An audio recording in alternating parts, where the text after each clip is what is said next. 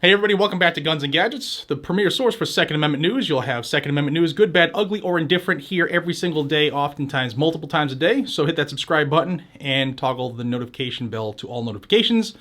Before we jump into this fantastic news and what else could happen today, I want to thank the sponsor of today's video, and that's the USCCA. The USCCA has a lot of training and education for new and old gun owners alike, and as a member, you have the added benefit of self-defense liability insurance. God forbid you would ever have to make the decision to defend yourself or others, the USCCA will be there to defend you when you most need it. So thank you to USCCA. You can check them out down below at uscca.com/GNG. Check them out.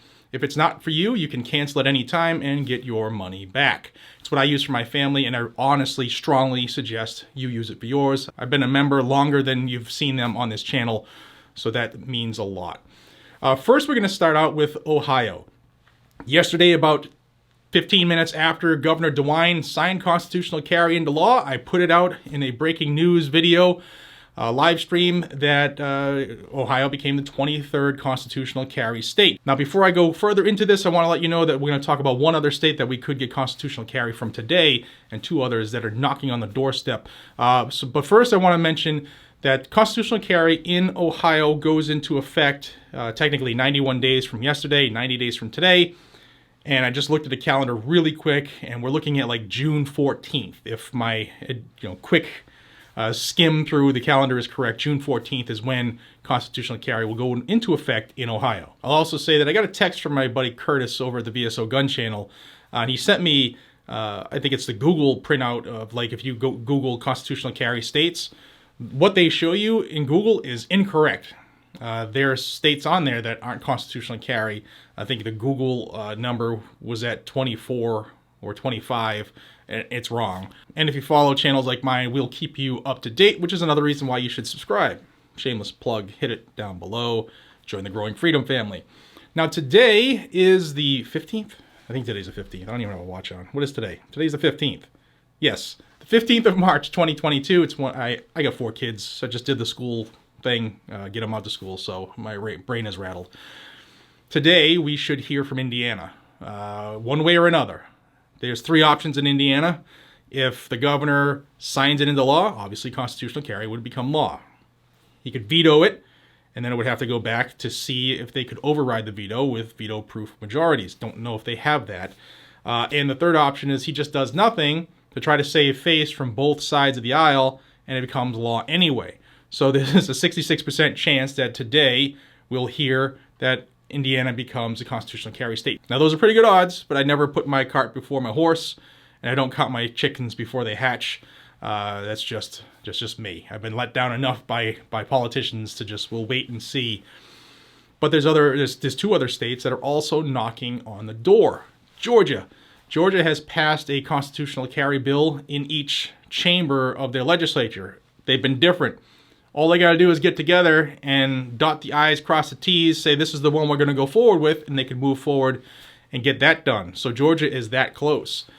Also, Nebraska. Nebraska is a unicameral legislative body. That's different than most places in the country. It's one body.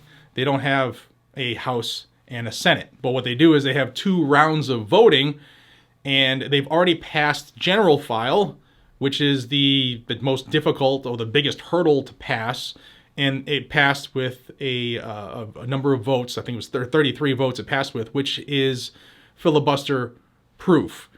So as long as those votes stay the same on this next round, constitutional carry could possibly make its way to the governor in Nebraska. Now, I know if you're like me, you don't want to go to that link to see the map and then look at Google to see where Google messed up. So I'm going to tell you the 23 constitutional carry states right now. I'm just going to look off to my list because I have to write it down too. That's what I did when Kurt texted me last night. I said, dude, hold on, I got to write this down.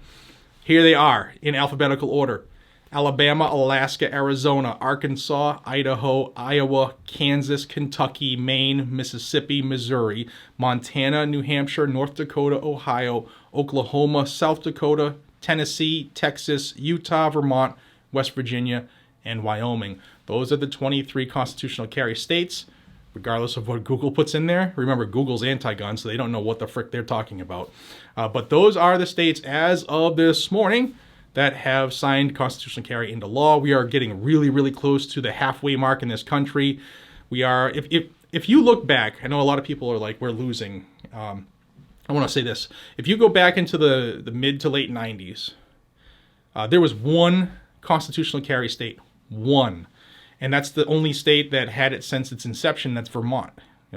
Every other state has had to add on or sign on to the constitutional carry express. So if you are someone who remembered back then, like I remember the 90s, this is a huge, huge win, and it's been growing at a rapid pace.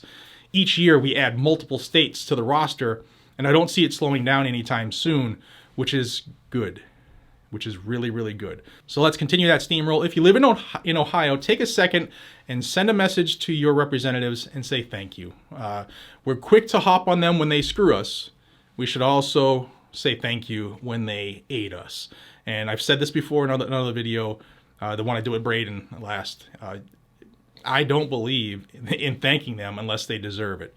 And to push constitutional carry against all odds in Ohio, I think it deserves a pat on the back.